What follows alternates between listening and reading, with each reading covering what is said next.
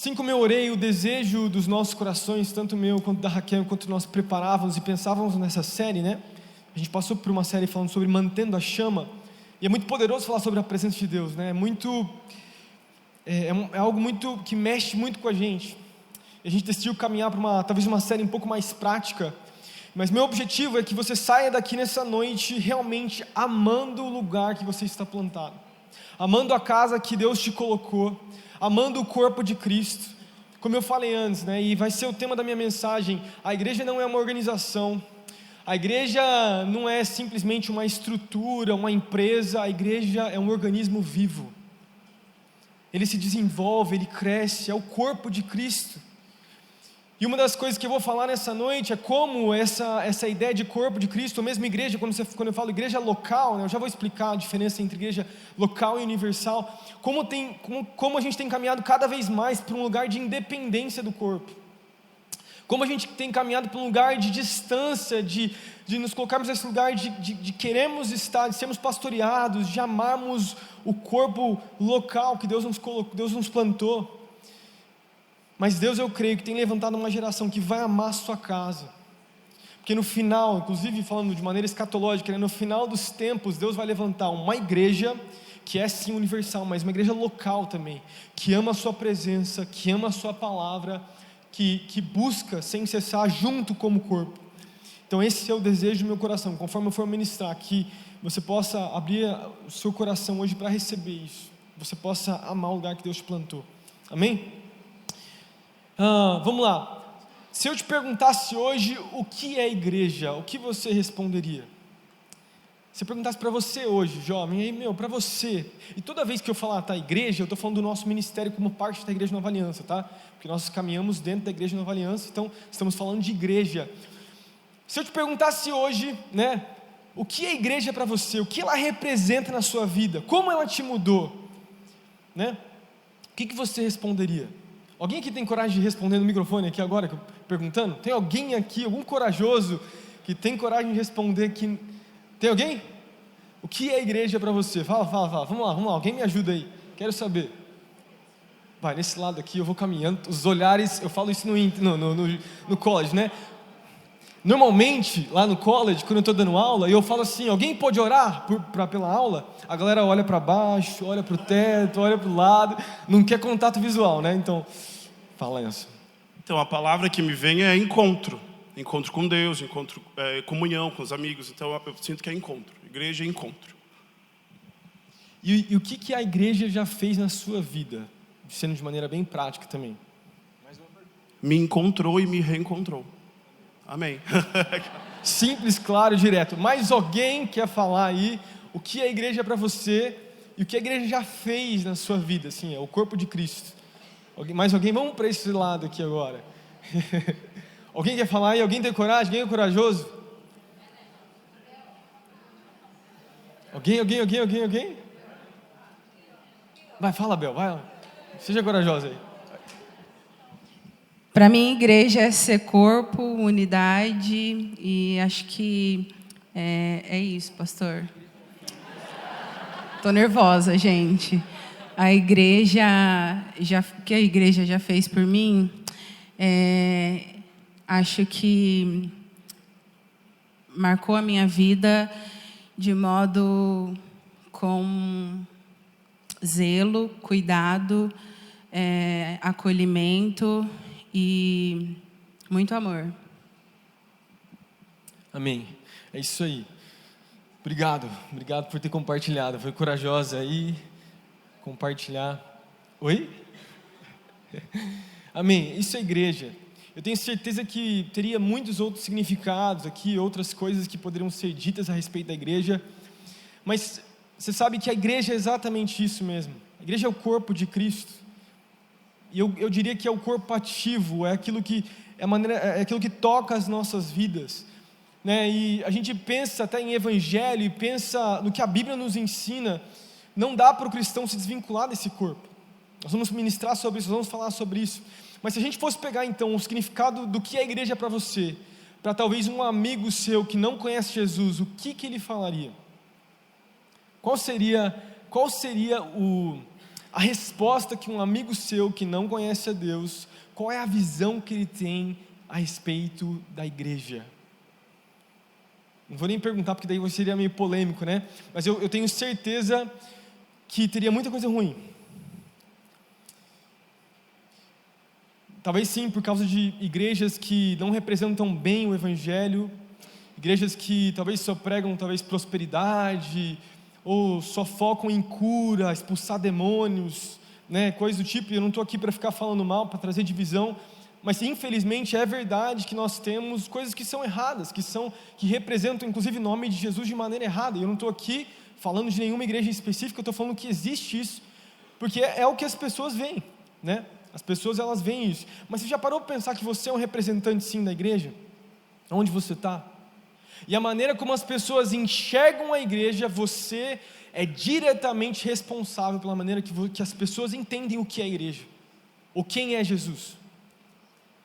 Isso talvez traga um peso sobre nós, não é para ser um peso, algo, né, que nos destrua, mas tem que deixar pelo menos a gente reflexivo. Deveria nos fazer pensar sobre como nós temos representado Cristo diante das pessoas, e como nós temos representado o corpo de Cristo perante as pessoas. Eu me lembro uma vez, eu estava trabalhando antes de entrar aqui na igreja, né?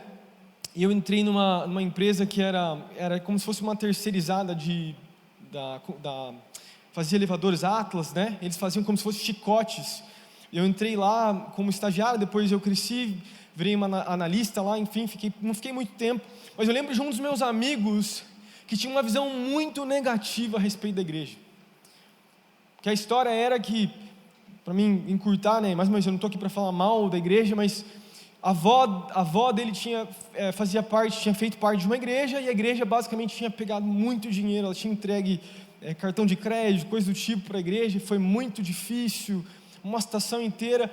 E eu lembro de algumas tardes que eu passei com esse amigo meu, conversando sobre isso não é a igreja, isso está errado, e trouxe para a palavra, para a Bíblia. Ele mesmo tinha uma visão, né, falando assim, não, eu tenho certeza que Jesus, ele tinha uma visão positiva, né? Ele tinha vindo da igreja católica, e ele tinha uma visão positiva a respeito de Jesus, mas pela igreja, eu falava, não, cara.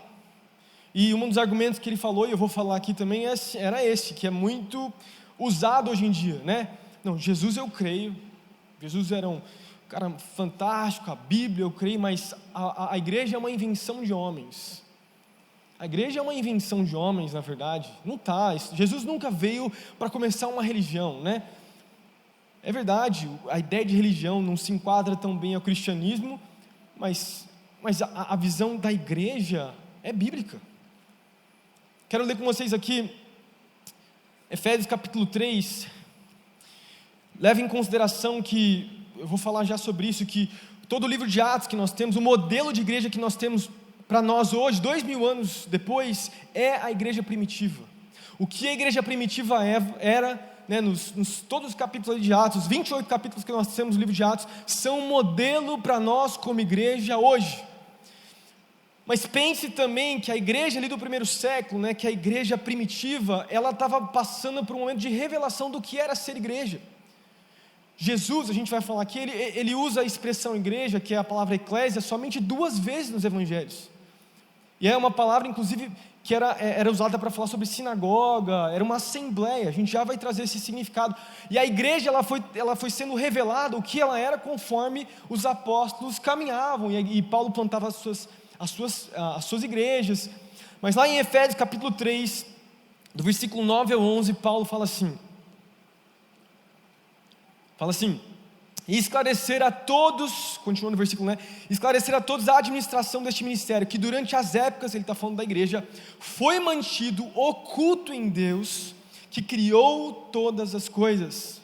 Então ele está falando sobre a igreja, ela foi sendo esclarecida a todos a administração deste ministério, durante as épocas passadas, mas foi mantido em oculto por Deus, e ele criou então todas as coisas. A intenção dessa graça era agora, mediante a igreja e multiforme sabedoria de Deus, que se tornasse conhecida dos poderes e autoridades das regiões celestiais. Ele continua falando, E o que Paulo está ensinando nessa carta aos Efésios, se você ler o versículo 8, o versículo 7, ele está falando sobre como a revelação da própria igreja foi mantido oculto no Antigo Testamento, e o modelo de igreja então foi sendo revelado por Deus aos apóstolos.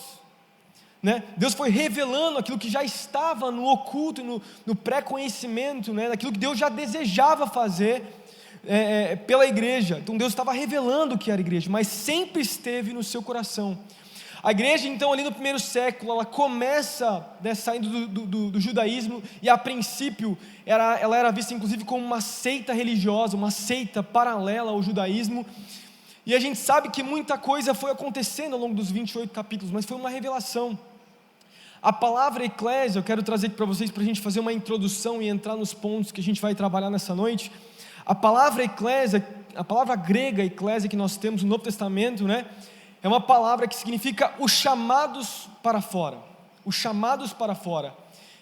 E essa palavra, que é do grego clássico, ela não era usada simplesmente para a igreja, era usada para assembleias que eram feitas. Mas ela pegou de maneira tão forte para a igreja que ela começou a ser usada. E todos então os apóstolos, os escritores ali do Novo Testamento, usavam essa palavra, para descrever o que era a igreja. E basicamente o que essa palavra queria dizer, era uma assembleia de crentes que tinham a mesma crença, que era uma crença no Senhor Jesus Cristo, que tinham sido batizados nele, que tinham uma nova vida e caminhavam em unidade, sempre vivendo tanto a ceia quanto o batismo, que são os sacramentos, e eles viviam juntos. Mas a gente percebe também, quando você olha no Novo Testamento, nós temos ao todo, e eu falei isso numa outra palavra no ano passado, 115 menções da palavra eclésia. E dessas 115 menções da palavra eclésia, 92 são menções para igrejas específicas. O que quer dizer isso? Quando você pensa em eclésia, você tem o corpo de Cristo universal, então é a igreja universal, não a igreja universal, mas a igreja universal, geral. Então, a batista, a presbiteriana, a nossa igreja, a comunidade da graça, tudo quanto é igreja, se enquadra dentro dessa igreja universal de Deus aí, do reino de Deus.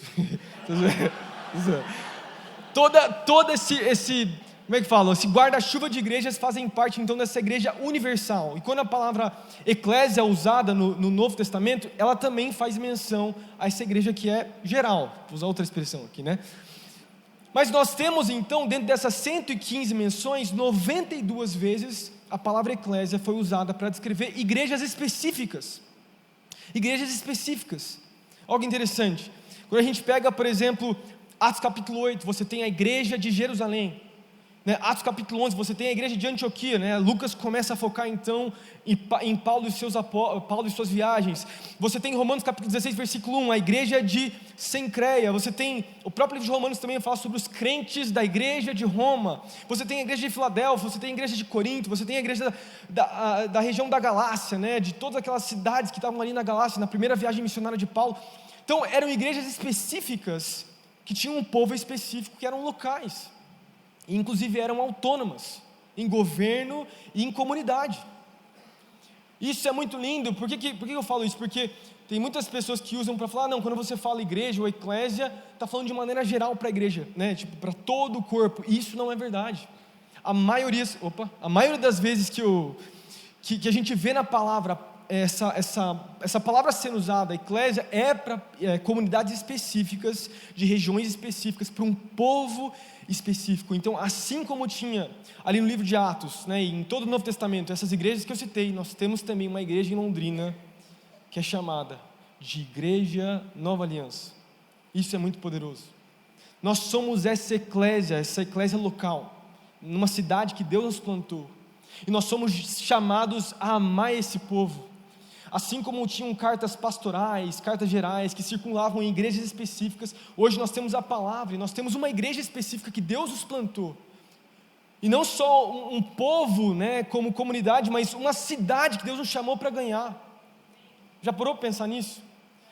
A igreja, essa assembleia, não é feita para ficar para sempre assim, para a gente continuar vivendo como um clube, que legal. Mais uma vez, a igreja não é uma empresa, não é um simples clube, a gente tem as mesmas visões, não. Mais do que simplesmente um estilo de vida, nós somos salvos por Cristo, para sermos usados para também, trazer outras pessoas para esse lugar de salvação, para serem transformadas e conhecerem esse amor. Isso é muito poderoso.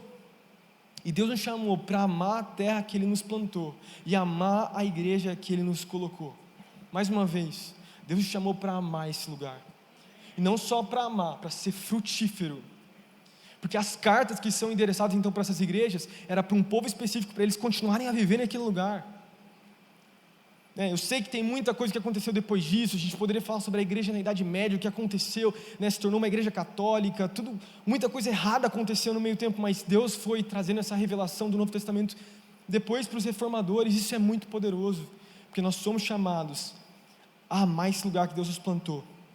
Então, uma igreja local, uma assembleia de seguidores de Jesus, que são identificados em Cristo, que juntos vivem em comunidade, alimentam, ajudam os pobres, ajudam os necessitados, ceiam juntos, amam ao Senhor juntos, adoram juntos, e mudam o mundo, mudam Londrina juntos. Essa é a nossa visão. Existe algo sobrenatural, que Deus tem nos chamado a viver. Agora, é importante dizer, como eu já falei, isso é o resultado do pensamento que eu falei antes, em nenhuma vez que nós vemos a palavra eclésia no Novo Testamento, nenhuma vez ela se refere a um indivíduo isolado, nenhuma vez. Então, o que significa isso? Uma das mentiras que mais nós vemos nos nossos dias são cristãos que às vezes até foram machucados pela igreja, tiveram marcas pela igreja, tiveram momentos talvez difíceis, igrejas que talvez que a pessoa viveu talvez uma manipulação, coisas do tipo, mas que vivem em um lugar de isolamento, um lugar de independência, fora do corpo de Cristo, e dizem que não, o corpo é espiritual. E o corpo é sim espiritual de certa forma, mas igreja não se vive no singular. Igreja não se vive isolado. Você não foi chamado para viver em isolamento, sem os seus irmãos, sem pessoas junto com você, sem pessoas se preocupando com você, sem a sua célula, onde você tem amigos que têm o mesmo pensamento que você, que amam a Deus da mesma forma que você, que te impulsionam para Jesus, e você impulsiona também elas, que têm dons que são diferentes dos teus dons, e juntos, isso é comunidade. Só que pense nisso, assim como nós temos então Cristo nos chamando para vivermos em comunidade, nós temos o diabo tentando nos isolar. Eu até acabei não falando, o livro de Hebreus fala claramente sobre a importância de nos reunirmos juntos, uma igreja, um corpo local. Hebreus capítulo 10, versículo 25, fala assim, não deixemos de nos reunir como igreja, segundo o costume de alguns. Então quer dizer, alguns estavam vivendo assim, em isolamento, mas procuremos encorajar uns aos outros, e ainda mais quando vocês veem que se aproxima o grande dia. Ele está falando da volta de Cristo. Quer dizer, nós somos chamados a caminhar em comunidade. Nós somos chamados a caminhar em comunidade. Há um tempo atrás, eu fiz um texto e postei um texto falando sobre a importância da igreja local. E uma das coisas que eu falei, e inclusive veio pessoas que já tinham saído da nossa igreja, e eu sabia que algumas dessas pessoas não estavam em igreja nenhuma. E daí vieram discutindo o texto, enfim, e basicamente o que eu falava no texto, que é uma das coisas que mais eu aprendi, não só sendo filho de pastor, mas caminhando na igreja em todos esses anos, é que a Bíblia nos ensina que a nossa comunidade de fé, ela tem que ter, eu preguei isso acho que uma vez nos jovens também, a nossa comunidade ela tem que ter um endereço, nós precisamos de uma igreja, e nós precisamos de uma conexão, nós precisamos de alguém que nós nos conectamos, e que alguém pastoreie de perto as nossas vidas. E daí, enfim, eu postei, falei várias coisas, chegou uns caras discutindo lá, eu mandei mensagem privada, a gente conversou um pouco, chamei para tomar um café, o cara não quis. No final eu falei, Deus abençoe então, quando você quiser conversar eu estou aqui. Mas o ponto é que, presta atenção, se Deus tem nos chamado para caminharmos em comunidade, o que o diabo vai fazer? Ele vai tentar nos isolar.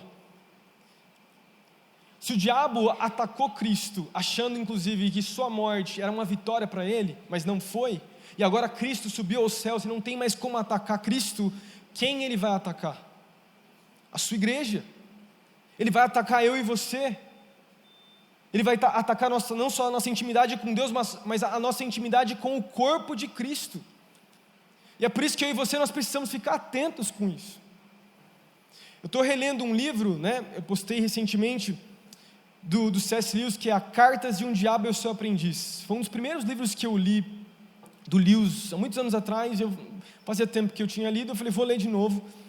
E é muito legal, porque nessas cartas, né, o C.S. Lewis, ele escreveu essas cartas para irem, como se fossem colunas de jornal, né, na época dele lá, e ele escrevia uma carta por dia, e eram cartas de um diabo mais velho, falando para um diabo mais novo, de como atacar os cristãos, e de como fazer os cristãos se esfriarem na fé. É muito legal, inclusive recomendo para você, é um livro muito bom. E uma das cartas, a carta 12, né, 12ª, na página 69, o ataque o que o diabo mais velho, né, está falando para o diabinho novinho lá, é sobre como esfriar um cristão. E daí ele fala assim, é um grande processo. Você, diabinho, não pode fazer esse cristão perceber. Eu estou colocando umas palavras para poder entender melhor, tá? Você não pode deixar ele perceber a real situação que ele se encontra, a mornidão com a qual ele caminha. Você não pode permitir suspeita nenhuma, porque lentamente ele vai se distanciando, né? Ele vai se distanciando, caminhando para a escuridão. Eu estou encurtando bastante, tá? À medida que essa condição vai se consolidando, você verá gradativamente, você, diabinho, liberto da tarefa cansativa de providenciar prazeres para usá-los como tentação. Mas lembre-se de que a única coisa que importa é o quanto você consegue afastar o seu homem, o seu paciente, do maior inimigo que é Deus. Daí ele fecha assim o capítulo, né? É a última frase do capítulo. A estrada mais segura para o inferno, ela é gradativa. A ladeira é suave, o solo é macio, sem curvas acentuadas, sem marcos e sem postes indicadores. Forte ou não? Está falando da apostasia aqui. Ele está ensinando o jovem diabo a como fazer um cristão apostatar, deixar a fé. Ele está falando então que a estrada ao inferno é gradativa, a ladeira é suave, você não percebe você saindo, né? Mas essa vai ser minha introdução, quero deixar bem claro que o que o diabo mais quer é te levar para distante de Deus e a sua presença, e distante do corpo de Cristo. Sabe que quando nós fomos salvos, Deus nos deu uma fome pela palavra, Ele nos deu também o desejo de caminhar em comunidade. Não deixe que o diabo leve essa fome de você, tanto da presença, que é o que nós temos vivido, quanto de estarmos com o corpo, né? Amém? Eu queria deixar então nessa noite 4 pontos importantes sobre a igreja local. Vocês estão comigo aí? Quero deixar então aqui 4 pontos importantes sobre a igreja local, né? Então, primeiro ponto, pode projetar para mim aí. Primeiro ponto, a igreja é uma ideia de Deus. Mais uma vez, tem um ditado popular, né? Eu até coloquei em parênteses aqui, acabei não colocando no telão, que a igreja é uma invenção humana, né? É uma ideia do homem. Deus nunca desejou a igreja. Isso é mentira. Isso não é verdade. Efésios capítulo 2, versículo 20, Paulo falando aos Efésios, né, ele fala tanto sobre a igreja, ele fala assim: portanto, vocês já não são estrangeiros nem forasteiros, mas co-cidadãos, né, dos santos e membros, né, da família de Deus, edificados sobre o fundamento dos apóstolos e dos profetas, tendo Jesus como uma pedra angular, no qual todo edifício é ajustado e cresce para tornar-se um santuário santo do Senhor. O que Paulo está falando aqui aos Efésios? Paulo está falando que existe um firme fundamento, que é o próprio Cristo, que é a pedra angular, mas ele fala também que existe um edifício que está sendo edificado, para que então os cristãos possam se tornar santuário do Senhor. E se você completar com outros versículos, olha o que Pedro fala em 1 Pedro capítulo 2, versículo 5. Ele fala assim: vocês estão sendo utilizados como pedras vivas na edificação de uma casa espiritual, para serem sacerdócio santo, oferecendo sacrifícios espirituais aceitáveis a Deus por meio de Jesus Cristo. O que Paulo fala para nós aqui? Pedro fala para nós que eu e você, nós somos pedras vivas. Olha que poderoso isso. Você sabe que a Bíblia tem várias analogias, né? Nós somos tabernáculo, nós somos templo. tem várias analogias que os apóstolos usam ali para falar a respeito de quem nós somos como cristãos, mas Pedro usa claramente a expressão de que nós somos pedras, e ele está falando sobre uma edificação. É como se então, ele está falando sobre uma casa, e para que essa casa, então Cristo é a pedra angular, que é o firme fundamento dessa casa, que é a igreja, e todos nós juntos, como pedras vivas, nós nos encaixamos, e nós formamos então um lindo edifício. Você é uma pedra viva, você é uma pedra importante para a igreja. Isso é muito forte. Isso está falando sobre como a igreja fica completa quando todos os santos estão reunidos. Existe uma bênção no cristão, na vida do cristão, quando ele entende a importância da comunidade. Presta atenção nisso. Eu falei isso no início, a igreja é um organismo vivo, e nós somos pedras vivas nesse organismo, nesse edifício que é vivo, porque tem um Espírito que é vivo, que habita nele. Então o mesmo Espírito que habita em você, habita em mim. Eu vou falar sobre isso no próximo ponto, mas os dons que você tem, talvez eu não tenha, e nós nos completamos nessa comunidade. Isso é muito poderoso. Então nós somos chamados a vivermos a ideia de Deus. Outro ponto importante é que governos, por exemplo, são temporais. Governos, países, você olha para trás e vê desde quando a igreja começou, quanta coisa mudou no mundo. Quando a igreja começou, ela vivia debaixo do regime romano. Roma caiu, né? Tantos outros países e impérios foram levantados, levantaram, caíram, né? Se levantaram e caíram depois, mas a igreja sempre permaneceu. Porque a igreja, ela é uma ideia não de homens, mas é uma ideia de Deus. Por isso ela vai permanecer, e ela vai continuar. Outro contraponto que eu deixo para nós nessa noite, é que a igreja, né, eu sei que na nossa geração a gente vê muitos movimentos para-eclesiásticos acontecendo, né, paralelamente à igreja, às vezes para ajudar a igreja, às vezes para competir com a igreja. Mas eu já falei isso uma vez, uma pregação dos adolescentes, eu quero repetir para nós nessa noite. Presta atenção, movimentos têm começo, meio e fim. Somente a igreja do Senhor, ela é eterna. Movimentos, se não culminarem na igreja, ministérios para eclesiásticos, se não se voltarem para a igreja e apontarem para a igreja, não são de Deus. Porque o que Deus tem levantado para que salvação aconteça no mundo é a igreja. Tem muito isso, como a gente vê na nossa geração, um monte de molecada querendo ser missionária para lá, eu quero ir para a África, e o cara não faz o arroz e feijão na cidade que ele está. Ele não ama as pessoas perto dele, ele não prega para as pessoas perto dele. Não, mas eu tenho um chamado missionário, eu quero ir para as nações e tal, e o cara não tem nada, velho. E a nossa geração, ela tem sede de fazer um monte de coisa. Mas mais uma vez eu repito isso, se for fazer missão por fazer missão, não vale a pena. Nós como comunidade, como igreja, nós não acreditamos em missões isoladas, onde o missionário é enviado e não tem nada que acontece naquele lugar. Por quê? Porque a verdadeira missão, ela culmina numa igreja. Falo, por exemplo, lá o pastor Wagner e a pastora Fernanda, eles são missionários, estão lá em Portugal, e hoje, né, à noite, algumas horas atrás, eles inauguraram, né, a Inaveiro, com o primeiro culto, com 40, 50 pessoas naquele lugar. É evangelismo, é missão, mas culmina na igreja, culmina na pregação do evangelho. Amém. Por que eu falo isso, pessoal? Porque é muito fácil chegar um missionário, um pregador, nada contra pregador itinerante, chegar pregando um monte de coisa e não cuidar de ninguém. É ou não é verdade? É fácil você vir e viajar lá, ministrar. Mais uma vez, nada contra, nós temos muitos amigos que são itinerantes, amém, Deus chama pessoas, mas se ele não apontar para a igreja local, se o missionário não apontar para a igreja, porque o que é igreja? A igreja não é só pregar o evangelho é uma parte do que a igreja faz. A igreja cuida, a igreja se preocupa, a igreja ama, a igreja discipula, a igreja ensina, a igreja caminha perto, a igreja corrige. Isso é igreja, e é isso que os apóstolos viviam. A Bíblia diz, por exemplo, lá no livro de Atos, depois da primeira viagem missionária de Paulo ele passa ali para a região da Galácia, ele passa por várias cidades, né? Ele vai pregando, ele vai sendo perseguido, ele vai mudando das cidades, e no final da viagem missionária, na primeira, ele volta por todas elas, estabelecendo pastores e presbíteros nas comunidades que ele tinha formado, porque precisavam de pastores, não é simplesmente falar, você precisa de ensino. Por isso, mais uma vez, a igreja é uma ideia de Deus, em nome de Jesus.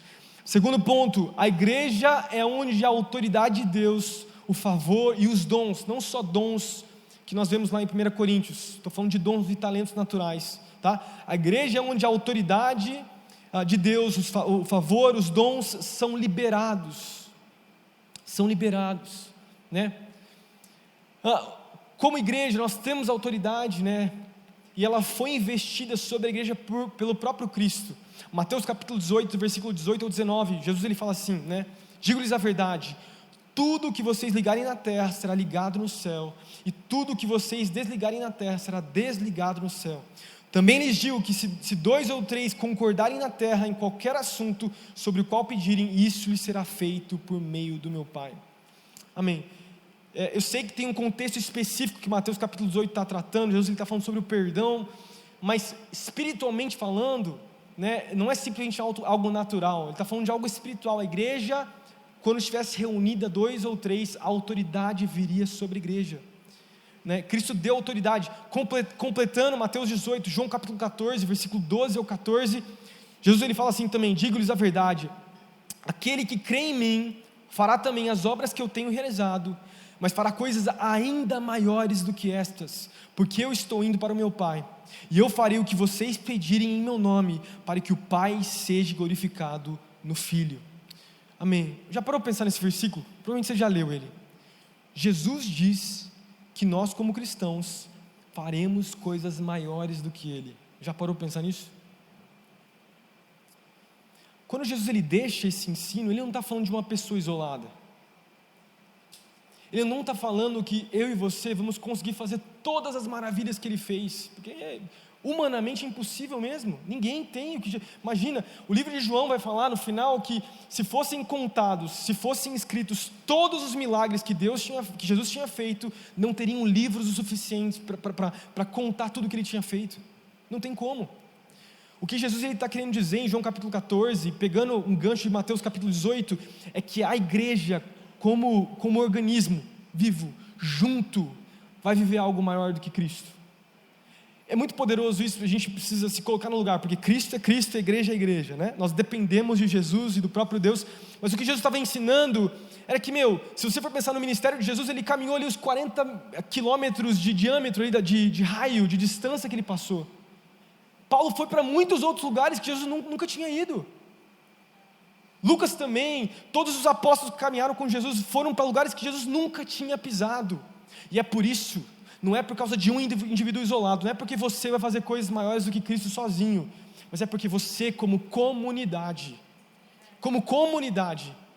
o lugar onde você está no seu trabalho, falando com as pessoas que você está falando, eu como pastor não vou estar, e o lugar onde eu também muitas vezes passo, você também não vai estar, juntos como comunidade, servindo a Jesus de todo o coração, amando as pessoas, orando pelos enfermos, pregando o evangelho, é fazer coisas maiores, fazer aquilo que Jesus tinha pregado, que nós faríamos, aquilo que Ele fez, e ainda coisas maiores. Essa é a promessa de Deus, isso é muito poderoso. Então, presta atenção, a autoridade de Deus, o favor e os dons são liberados sobre a igreja. Não existe dom isolado, não existe pregação fora do contexto de igreja, tudo culmina para vivermos como igreja, engrandecendo e glorificando a Cristo, em tudo que nós fazemos como comunidade, em nome de Jesus, amém? Terceiro ponto, alguns pontos importantes sobre a igreja. Terceiro, a igreja é onde o nosso crescimento espiritual acontece. Então, a igreja é onde o nosso crescimento espiritual acontece e onde os dons são desenvolvidos. E quando eu falo dons, mais uma vez, eu estou me referindo agora a dons do Espírito, de 1 Coríntios, e também dons e talentos naturais, tá? Olha que poderoso isso, presta atenção. A gente vê, esses dias atrás, a Raquel me mostrou um Instagram de um profeta, e o cara, ele revelava profecia, ele revelava CPF, revelava tudo quanto é coisa, e assim... Mais uma vez, eu não estou querendo julgar, mas qual que é o objetivo de você fazer algo como esse? Vou mudar de assunto, né? Vamos ficar falando do cara aqui, mas todo dom de Deus, todo dom que Deus te dá, tanto o talento natural, quanto o dom lá que é descrito em 1 Coríntios capítulo 14, capítulo 12, que Paulo vai falar lá, né? Ele vai ser provado, ele vai ser testado mediante ao fruto do Espírito e os frutos de uma vida cristã. Presta atenção, tanto a unção quanto a graça de Deus vindo sobre a sua vida, quanto os dons sendo liberados na sua vida, não vão acontecer e não vão prosperar se você não tiver o fruto do Espírito na sua vida. Um dos maiores enganos que nós vemos dentro da igreja, principalmente em igrejas carismáticas, é cristãos que vão para cima do carisma, falam tanto de dons, e falam em línguas, batizam o Espírito Santo e tal, e daí você vai ver a vida do cara, o cara está podre, espiritualmente falando, não tem fruto, não tem vida com Deus, não tem intimidade com Cristo, o cara está inundado na pornografia, e a autoridade não é real, a unção não é real, o dom não é real, é invenção. Porque uma das coisas que a gente falou desse profeta aí, que eu acabei não mencionando, é que você entra no Instagram do cara, e daí você vai ver ele com a mulher dele, tipo, a Raquel, não foi eu que entrei, a Raquel que me mostrou, tá? Mulher, não fui eu que entrei lá não. Velho, parece uma atriz, enfim, você já sabe. Cara, terrível, velho, você fala, que é isso? É escandaloso aquilo, é podre, velho, e daí o cara está revelando CPF, e ao mesmo tempo o cara está postando vídeo com enfim, caramba, gente, você percebe então, o que eu quero dizer?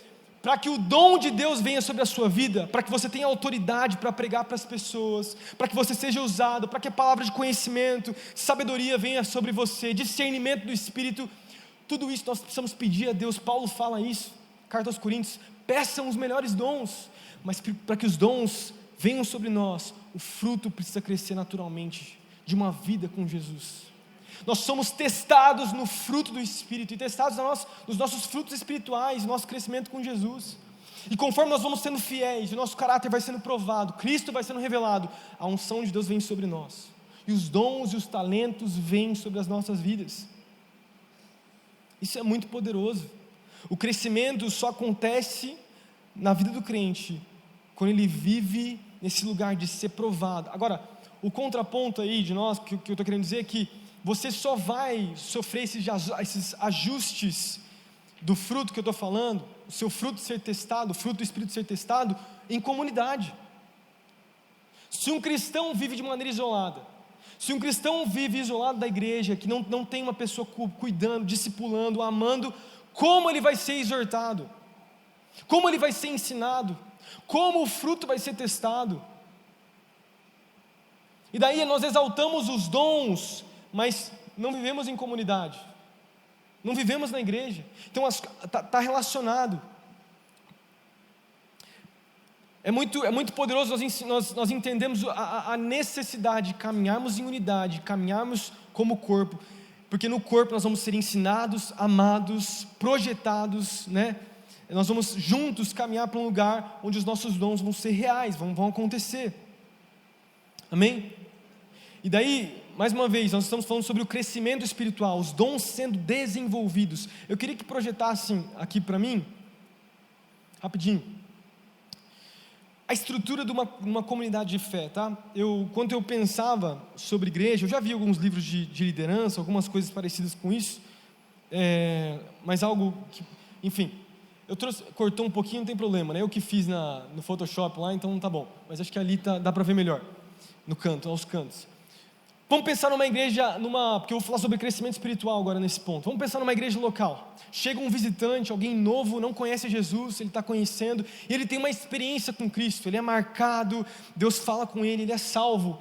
Logo depois, então, que ele passa pela cruz, ele se torna, então, que a Bíblia fala, né, que ele se torna uma nova criatura.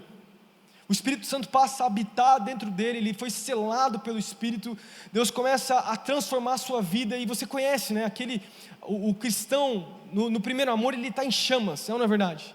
Ele se envolve, ele faz tudo, ele deseja de todo o coração, ele se coloca nesse lugar de ajudar, de servir, de amar. Mas a próxima etapa que eu percebo na caminhada cristã, é o ponto eu diria o terceiro pilar aí, é o pilar do crescimento espiritual. O crescimento espiritual é o momento onde você deixa então de ser neófito, de ser um novo na fé. Você é nova criatura, mas agora você tem um entendimento de que você precisa crescer espiritualmente.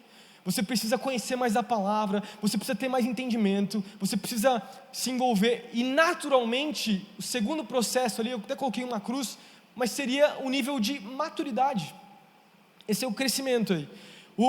A maturidade, o cara que é maduro na fé, ele ainda está passando pelo crescimento espiritual. Ele ainda é uma nova, né, ele é uma nova criatura, lógico, mas ele serve, ele tem um entendimento de que ele precisa amar na igreja local, ele precisa se doar, ele precisa se entregar, ele precisa servir, ele precisa fazer mais do que simplesmente viver nesse lugar de simplesmente comer.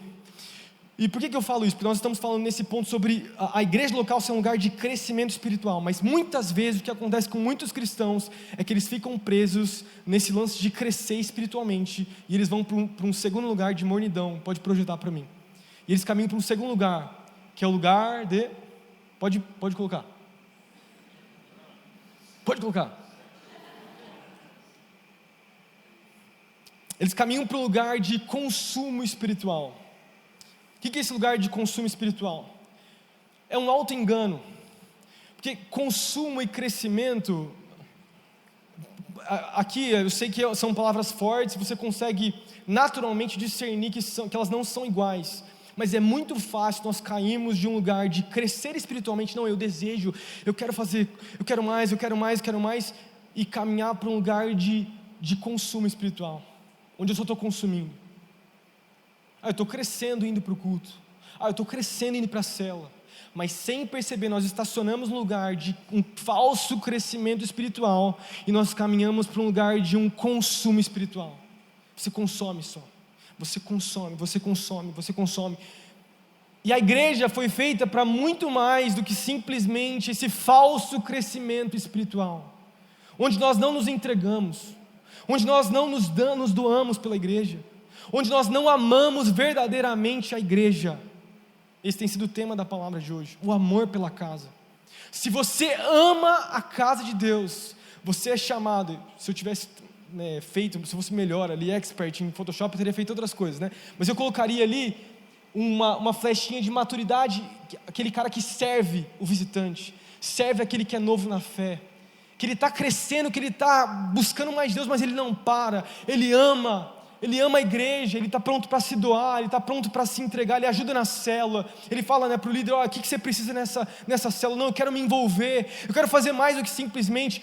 Presta atenção, o crescimento espiritual, que é o que a igreja faz em nós, faz em todos nós, ou deveria fazer, é nos levar para um novo nível de serviço e entrega na igreja, na comunidade. Deixa eu te perguntar, além de vir nos cultos de sábado, além de vir nos cultos de domingo, o que mais que você tem feito? O que mais você tem feito ou vivido como comunidade na Igreja Nova Aliança? Nós temos diversos ministérios na igreja, diversos. E não estou falando só de jovens, tá? Estou falando da igreja mesmo. Aqui nos jovens nós temos o break, nós estamos começando de novo. Nós temos o evangelismo noturno que acontece às sextas-feiras, aconteceu ontem. Nós temos agora lá o do vôlei, nós temos o futebol, né? Nós temos aqui o serviço nos cultos mesmo, na mídia, tudo quanto é coisa. Nós temos o DJ, que é o ministério, para ex-dependentes químicos. Nós temos evangelismo noturno, que é com pessoas em situação de rua. Nós temos com criança, tudo quanto é coisa, o que você quiser, dá para você se envolver. Deixa eu te falar que essa etapa do crescimento, que é o que a igreja promove e faz em nós, é o entendimento de que se eu pertenço à igreja local que Deus me plantou, eu preciso fazer mais do que simplesmente sobreviver nesse lugar. Eu preciso me entregar também. Eu não posso simplesmente consumir. Eu não posso simplesmente ser alguém que só esquenta banco e boa. Estou aqui para curtir. A gente trata às vezes a igreja como um shopping center, né? Shopping center, olha só. Voltei a 2008. Shopping center. Senti a pastora Mônica falando aqui no palco.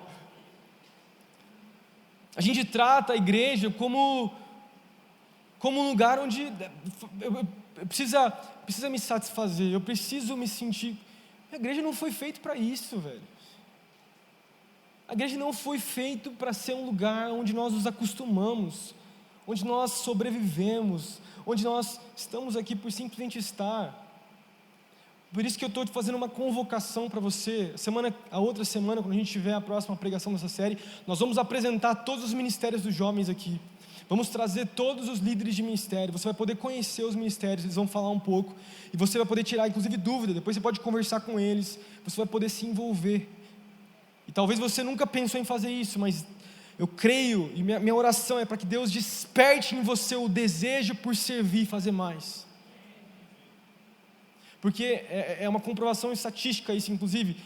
Os cristãos que menos servem e menos se envolvem é o mais provável de apostatar, de sair fora, de deixar esse lugar, né? Então nós somos chamados a caminhar para um lugar muito maior do que simplesmente um consumo, mas amarmos, servirmos. Por que eu falo isso, gente? Por que eu falo isso? Nós como cristãos, presta atenção, se você não usa os seus dons, e eu estou falando de dons naturais e talentos, no corpo de Cristo, talvez alguém não vai estar sendo abençoado por um dom que só você tem. E você enfraquece o corpo por você não ser usado e não ser ousado no corpo de Cristo. Já parou para pensar nisso? Talvez um irmão na sua célula não recebeu a oração que Deus queria te usar para você orar lá na célula, porque você talvez teve vergonha, não teve coragem de fazer isso, e Deus queria te usar, e aquela pessoa faltou aquilo para ela, para levantar a sua fé. Deus está nos chamando a termos esse entendimento, de que não é uma pessoa isolada que tem os dons espirituais, né? Algo místico. Não, cara, eu preciso de você, como pastor. Isso aqui não é meu ministério, isso aqui não é ministério da Raquel, da pastora Raquel, não é ministério, a igreja é nossa, o ministério é nosso. Nós estamos caminhando para um lugar aonde nós vamos estar como comunidade daqui 6 meses, 1 ano, onde nós vamos estar como juventude. Isso, a responsabilidade não é minha como pastor, mas nossa como corpo. Nossa como corpo. É uma responsabilidade de todos nós, mas isso é maturidade. Isso entendemos, né? Que nós juntos faríamos coisas maiores, né? Juntos nós faremos coisas maiores do que aquilo que Cristo tinha feito. Por isso em Romanos capítulo 12, versículos 5 e 6, Paulo fala assim: assim também em Cristo em nós, né? Que somos muitos, formamos um corpo, e cada membro está ligado a todos os outros. Temos diferentes dons, de acordo com a graça que nos foi dada. Se alguém tem o dom de profetizar, use na proporção da sua fé. Se alguém tem o dom de evangelizar, que use também, na graça e na fé que Deus o deu. E Paulo continua descrevendo isso. São muitos, né, os dons. Eu preciso de você, você precisa de mim, né? Nós precisamos de Cristo até o fim. Massa, veio agora. Em nome de Jesus, amém. Quero já chamar os músicos para virem aqui. Eu quero terminar com o quarto ponto. Chamar a Thay já. Quarto ponto, pode projetar para mim. A igreja é a noiva de Cristo. A igreja é a noiva de Cristo. Deixa eu repetir o que eu falei no começo. Presta atenção. A igreja não é uma organização. Isso aqui não é sobre uma estrutura. Presta atenção. Isso aqui que nós estamos vivendo é sobre um romance. Sobre um romance.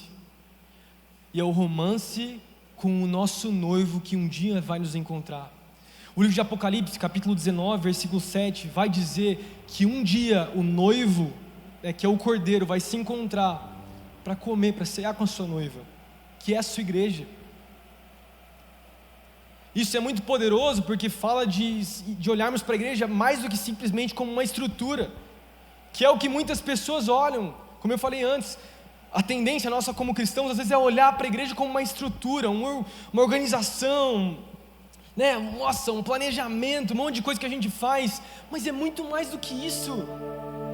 Nós estamos aqui, nós somos juntos como corpo de Cristo, o Cristo um organismo vivo.